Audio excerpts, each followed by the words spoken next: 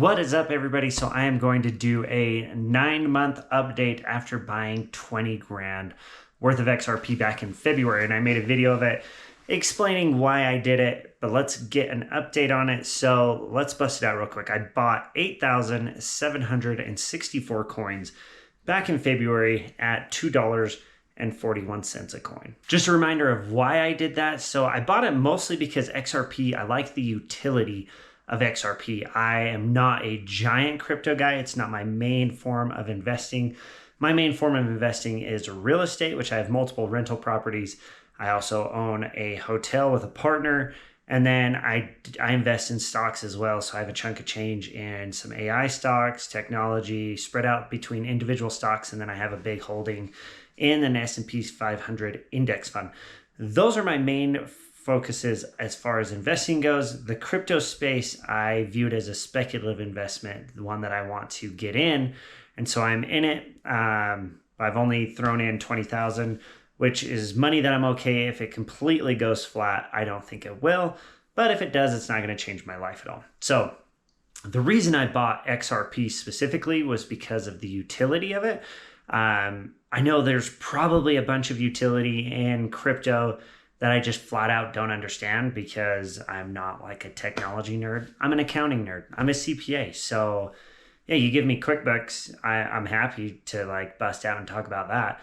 But all of the technology and everything that goes into crypto, I just don't understand quite as well. But XRP, I saw the utility because of cross-border transactions. So right now, we use a thing called Swift, and it's a messaging system between banks. So anytime you send money between countries or cross borders, they use Swift. They send a message to the banks and they give all of the instructions, and then the money gets transferred with different banking relationships, and it can take 2 to 5 days. It takes a really long time, and the fees around it are quite expensive. They can be like $20 to $50 just to move money between countries. XRP, if it gets broadly accepted and used, can take that 2 to 5 days and drop it to like 2 to 5 seconds. And it can take that $20 to $50 and do it for like a penny, like super cheap. So way faster and a lot cheaper. So I'm like, man, if this can actually clear some legal hurdles with the SEC, because the SEC is saying that it should have been treated like a security.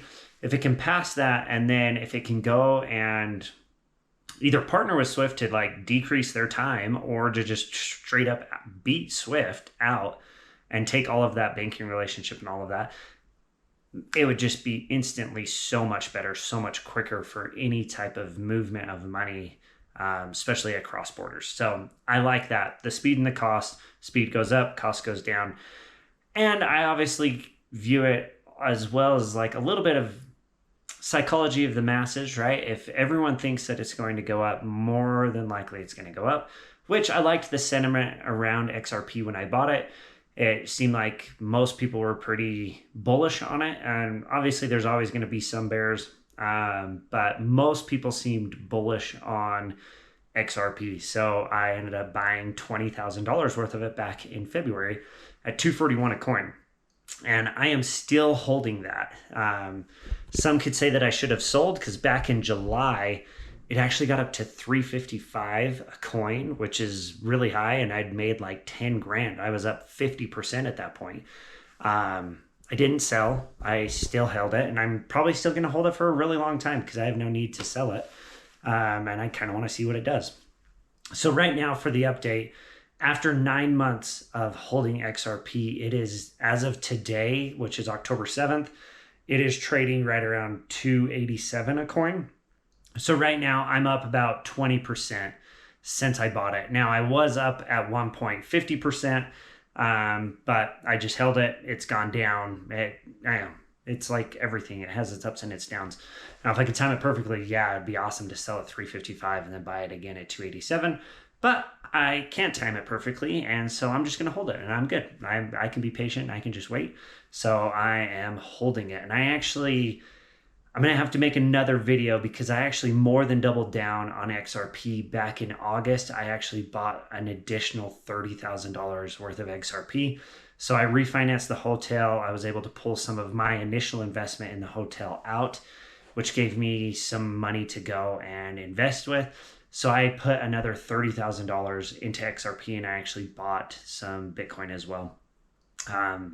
Partial coins, because I wasn't throwing a whole Bitcoin, but I actually bought another 30,000. So I'll go over that in another video.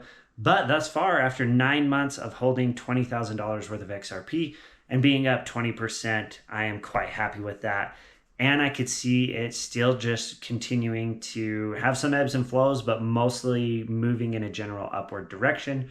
What are your guys' thoughts? Where do you see XRP going in the next 6 months, year, 5 years, 10 years? If you have any predictions or thoughts and reasonings why, hit me up in the comment section. I would actually love to hear your guys' thoughts on XRP and what you think is going to happen. Now, I make this video mostly for fun. I actually am just making it because I like the investing side. I like hearing other people's perspective.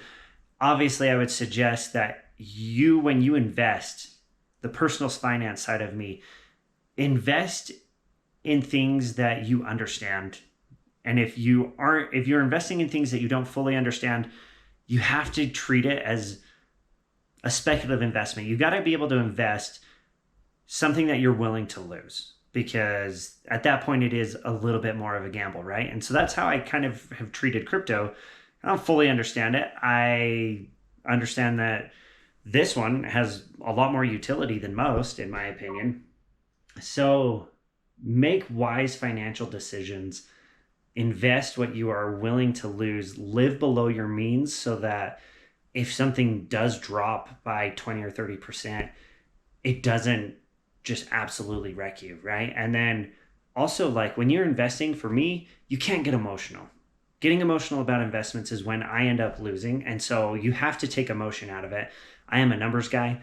So yeah, I could have got emotional with an XRP dropped from 355 down to 287, but I'm not getting emotional about it. And I'm going to sit and hold it because I do think it's going to go up.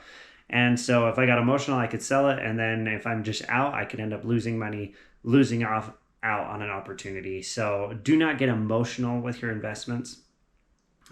Invest in, the S&P 500 index fund is great. That's where most of my money is outside of real estate. It's a great investment. I like it. It's tried and true. You have 500 companies that have been around. They're big, right? So I like that. But what's your guys' investment strategy? Hit me up in the comment section and subscribe for the next video. We'll talk to you guys next time.